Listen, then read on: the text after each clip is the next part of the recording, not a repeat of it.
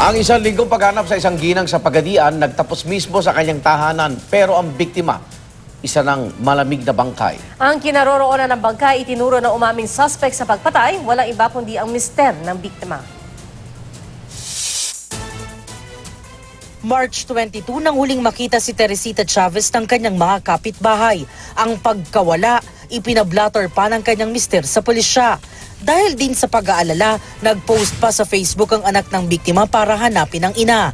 Ang halos isang linggong paghahanap na umabot hanggang social media natapos sa wakas. Pero hindi sa malayong lugar, kundi sa mismong ilalim lang ng bahay nila. Si Ginang Chavez, nakita pero naaagnas ng bangkay. Nakilibing sa ilalim ng kanyang bahay sa Pagadian, Zamboanga del Sur.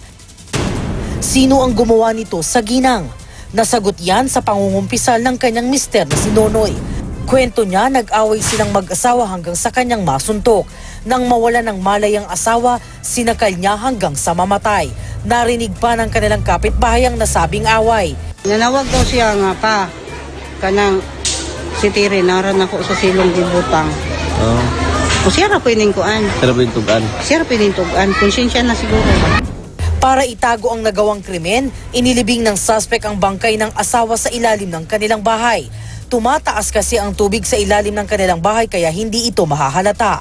Ang mister na nangakong till death do us part, sa huli, inusig ng kanyang konsensya. Isa sa ilalim sa autopsy ang bangkay ng biktima habang sasampahan ng kaukulang asunto ang suspect. Jamie Santos, GMA News.